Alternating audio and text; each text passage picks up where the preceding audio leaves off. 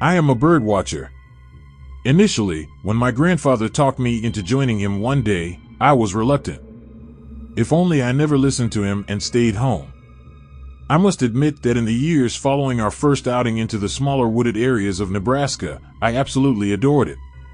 I know people find it cheesy when some say it's like I'm becoming one with nature, but in a way this is really what that felt like.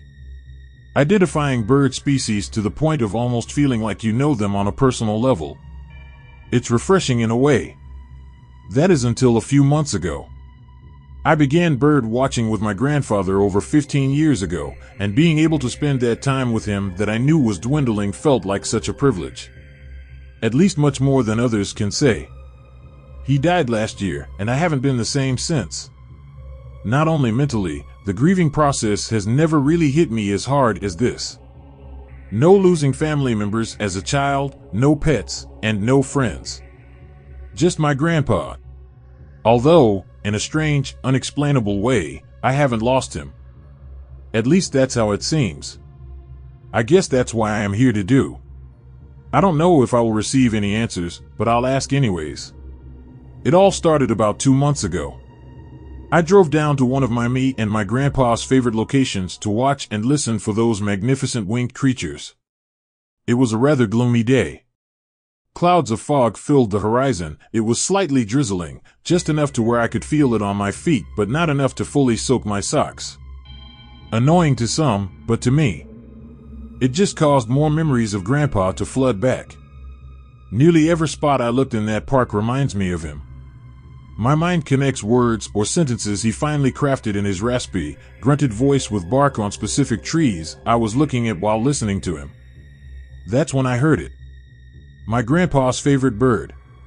Even though it's technically against the park's rules, I decided to go off trail to see I could catch a glimpse at the red-headed woodpecker myself. I'm not sure why my grandpa was so infatuated with woodpeckers anyways. Not to say that they're boring, but I've always been more of a bigger bird person myself. The fog continued to cloud my vision. This has always been my favorite part. Playing a game of hide and seek with the birds, hearing it in your left ear, you turn left. Then hear it on the right, you turn right. Like a different, more humane version of hunting. No need to harm. Just to find.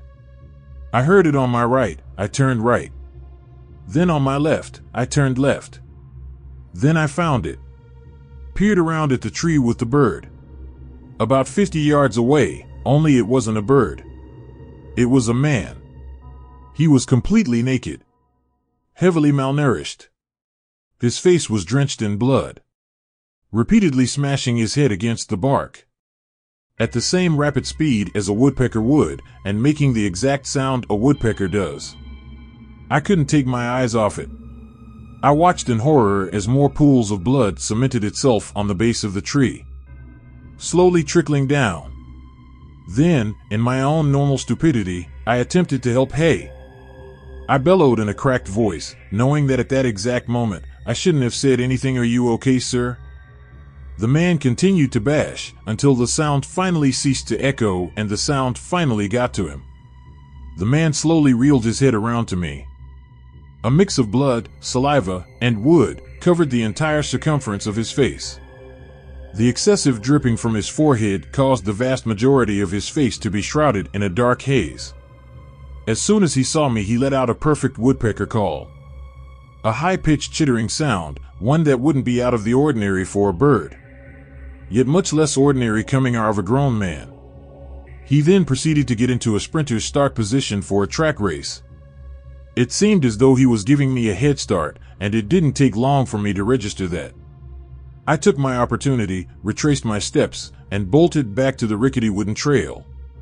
The wind against my face, mixed with my panicked and fatigued breaths, were loud enough to drown out the world around me. Run. Just run. A loose nail jetted out from the damp wood caught the toe cap on my right foot, causing my entire body to flail forward. The immediate rush of silence brought me back to reality. I began to hear the rapid wet slaps of bare feet against the wood.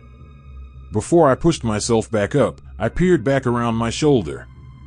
The sounds of the woodpecker drumming started up again as he began crawling on all fours, continuing to rapidly beat his head into the rotting wood. I continued into the direction of my car, now making sure to attempt to watch for any obstructions in front of me.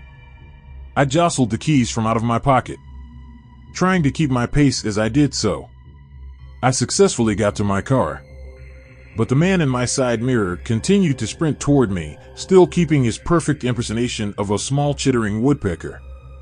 I got inside, key in ignition, but before I could reverse, tap, tap, tap, tap, tap, smash. The man had managed to drum the glass of my driver window so hard that it shattered all across my lap, his blood coming with it. I floored it, dragging the man with me for a few feet, giving me enough time to fully see the thing's face. It had the face of my grandpa.